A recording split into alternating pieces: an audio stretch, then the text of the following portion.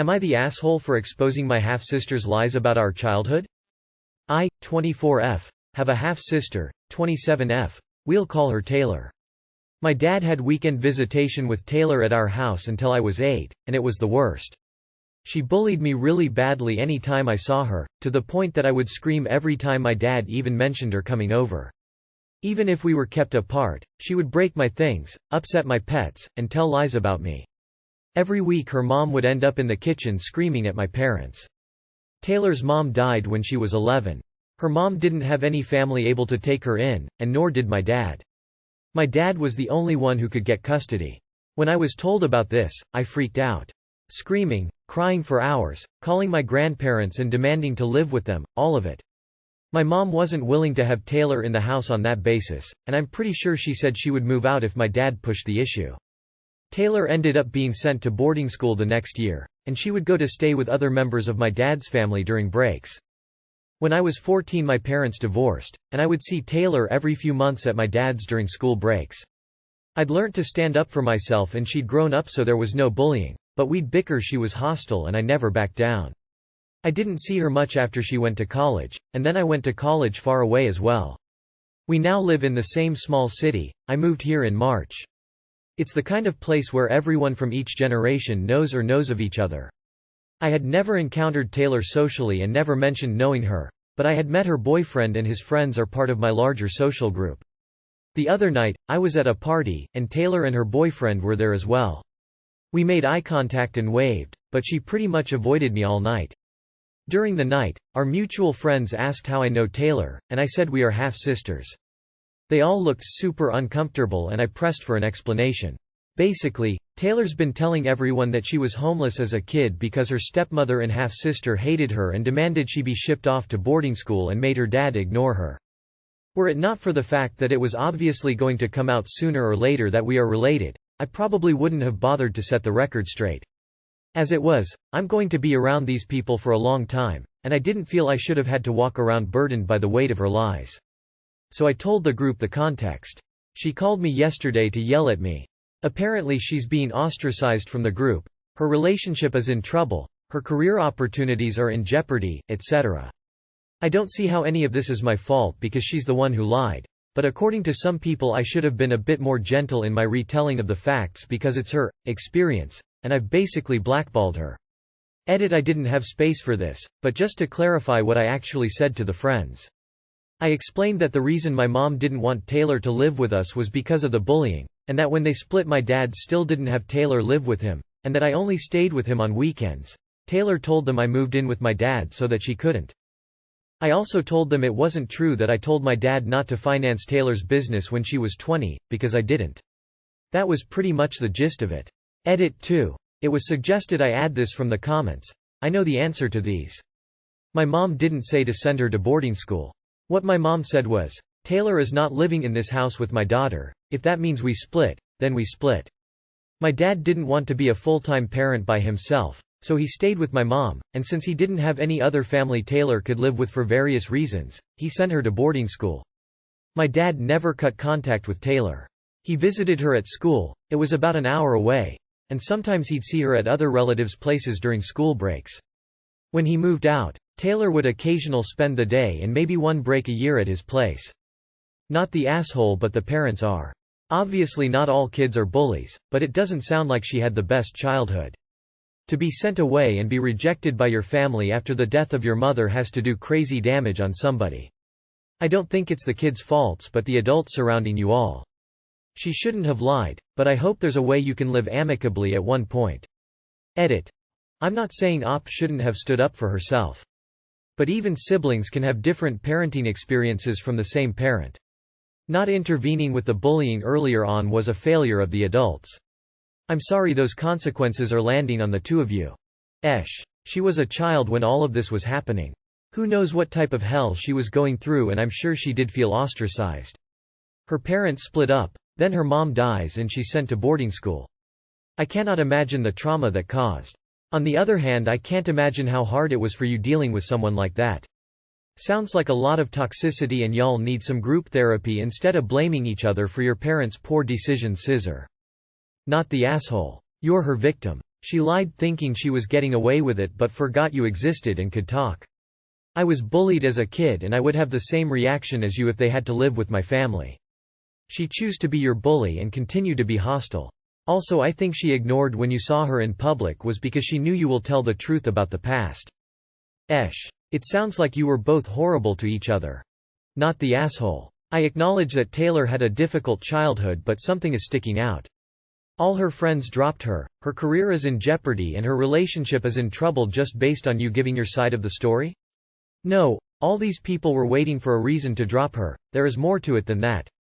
And perhaps Taylor didn't lie in her rendition of what went down, but context is everything and you provided the context, which changed the narrative completely. Am I the asshole for yelling at my friend after she offered to dog sit my puppy? I got a dog 6 months ago.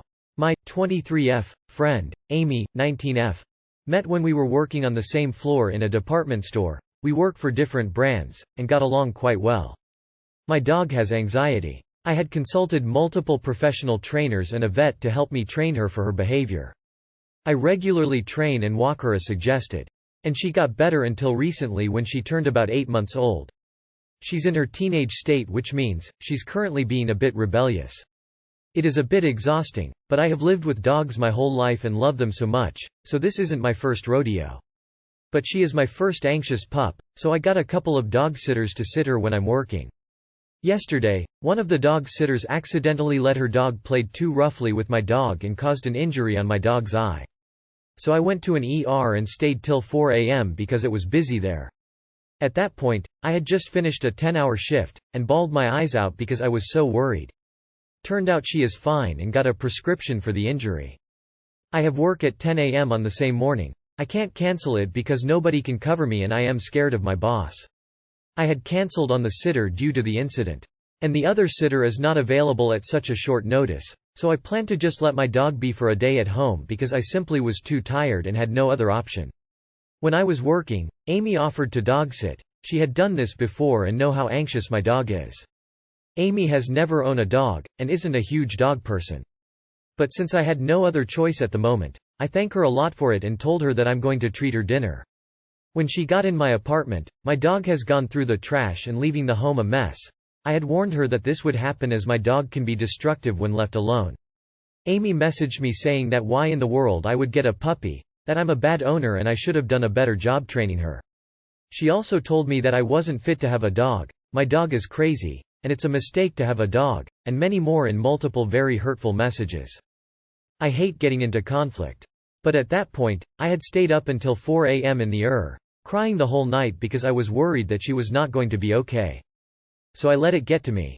I called her crying and yelling at her for implying me as a bad mom, and saying so many hurtful things to me while she knew my dog's situation. I felt like such a failure at that moment. I told her that I'd clean it up when I get home. She doesn't have to worry about it, and we'll talk later as I was at work and it was really busy that day. She left my place, and is now refusing to talk to me. I have reached out multiple times to talk it out civilly, and she just left me on read and is ghosting me. I honestly felt really bad for letting my emotions get the best of me. I should have handled the situation better. So am I the asshole here? Edit.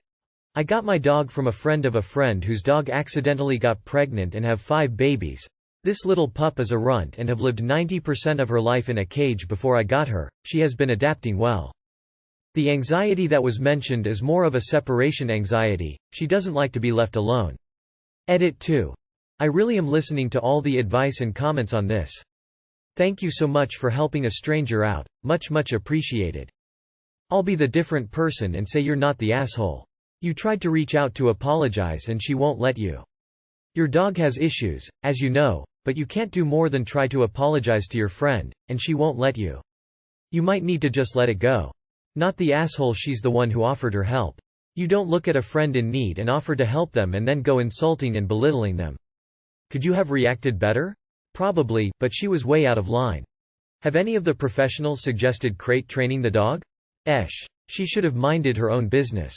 I've sat dogs and had to clean up messes when I entered their homes. It doesn't indicate anything about the level of the owner. I don't think you should have cancelled the trusted sitter you had. Having a person you trust for an anxious dog is very important, even when an accident happens. Having another dog that your anxious dog trusts is even more important. It can do wonders for your dog's self-esteem. But, does your dog have anxiety because you're so damn anxious? A dog being rebellious shows the opposite of an anxious dog. The fact that he's comfortable enough to be a little shit doesn't really scream anxious to me. I will never understand the treatment of dogs as people and using constructs based on human behavior to explain a canine mind, but it seems you're not the asshole since you apologized and reached out. Gotta admit, I think there is more to this story, such as you not treating the requirements to train your dog seriously.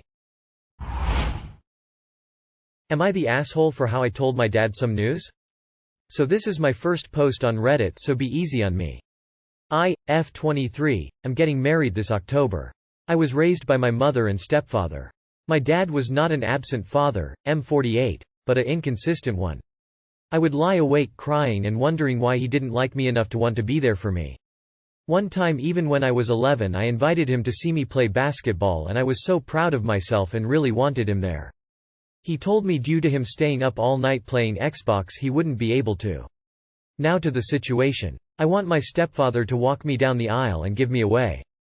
He's taught me how to be a good person, how a man should treat me, and just has been there for everything. Especially when I was in band and would wake up at 3 a.m. to drop me off for competitions. My aunt has been trying to have me do something with the both of them and I do not want to. My mother died nearly 2 years ago now and I know she would want me to do the same as she did for her wedding. Have them both walk me down the aisle, but I don't want that. You can't sit on the sidelines and expect to be rewarded when you did nothing. I have been working up the nerve to tell him that my stepfather is walking me, but I was scared. I've tried talking to him about serious issues before and he just either laughed or just yelled. I can't take that right now and didn't want to cause a scene in public or in my home and the police come. So I texted him and said that my stepdad is walking me down the aisle and that I wanted to make him aware before he comes to my wedding. I also said I want him to be there and see me get married since he didn't see my sister get married. She's older and their relationship is awful. He responded with that he's going to fall back and told me congratulations. I also asked for his email to send his invitation due to using electronic invitations. I immediately started crying since he basically told me he's not coming. I'm heartbroken and upset because I've been trying for years for him to just be there for me and this time when I ask to just show up he refuses. I have blocked him and my stepmother, in case she tries to talk to me, and I don't plan on speaking with either of them anymore. My aunt, his sister, is upset for how I dealt with the situation and I'm scared none of my dad's family will come to my wedding. I've been crying all morning and now as I type this. So am I the jerk? Update. Thank you all so much for the support and kind words. I showed my fiancé what you all were saying and he couldn't agree more. My older sister texted me this morning saying that he removed all of my photos from his page online. So there shows where he stands and I don't plan on speaking to him anytime soon. He has shown me time and time again that he does not care about my feelings and I'm taking what he said and is doing to heart. He's a man-child and I'm not dealing with it anymore. I also spoke to my grandmother, his mom, and she just said, "Yeah, that's how he is. Who's doing your food again?" So she didn't seem surprised and is not upset with me. I feel plenty better now and last night I cuddled with my man. We watched the new season of Black Mirror and forgot all about what is going on. I also made myself a drink so I really forgot lol. Thank you again and hope you all have an amazing day. Family is not about blood. It's about who is there when you need it the most. Don't feel bad about valuing the people in your life who helped you the most. Not the asshole. Not the asshole walking a daughter down the aisle is earned, not simply granted.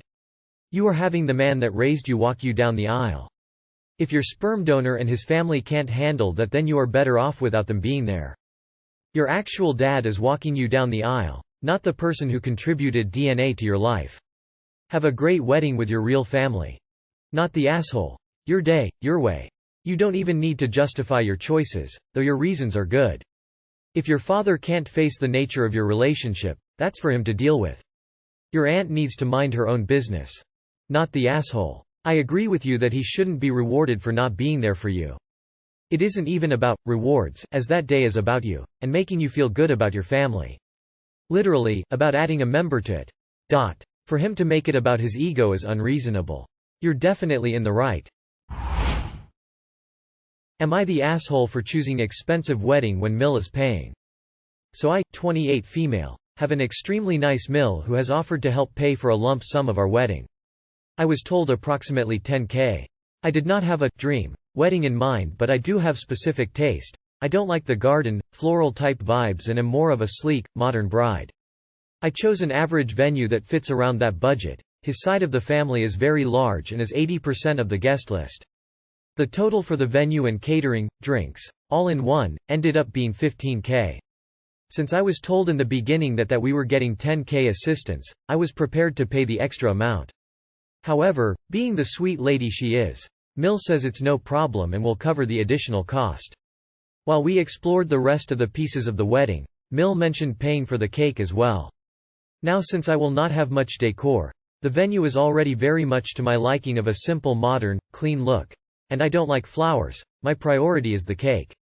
I worked with some bakers to get my dream cake, which is more expensive than I anticipated, but I love it. It was around $1,300 for 4 tiers. I never expected Mill to pay for this, but she insisted on asking for the price so she could cover. When I told her, she was in shock and was almost hesitant to pay. I insisted that I could pay for it or at least half, but she insisted that she did. Now my fiancé's bro's wife, is complaining that I am taking advantage of Mill because she was paying.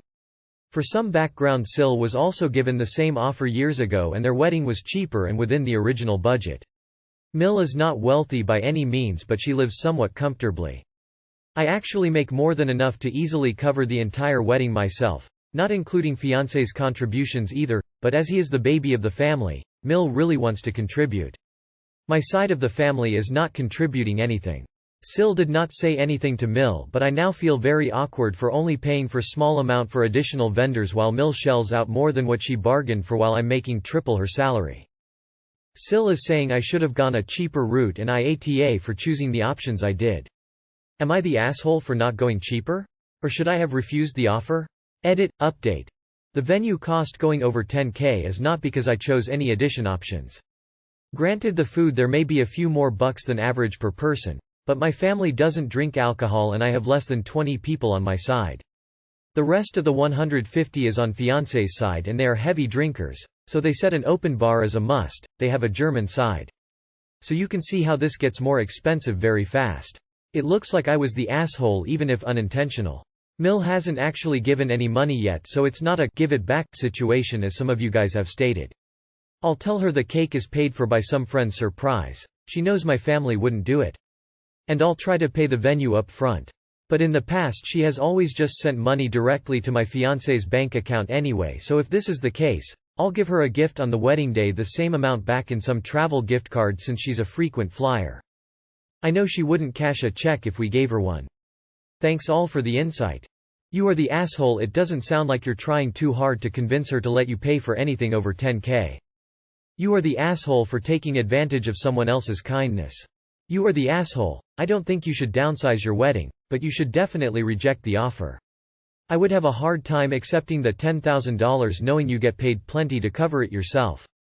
Politely reject anything over the $10,000, at least, it doesn't matter how sure she says that she is. She feels obliged and is now trapped in the situation. In regards to your edit, when giving her the gift, she may end up offended. Try to phrase it as a gift for raising such a wonderful man for you, and for all she's done for you. Good luck. No judgment since you seem to know. Not the asshole. She offered. She gave you a price. When you went over that price, you had every intention to cover the rest yourself. She continued to offer her financial support. You were very grateful and didn't seem to try to push her to cover anything she didn't want to. In fact, when you could tell she was hesitant, you tried to push her into not feeling pressured to give you more money than she was comfortable with.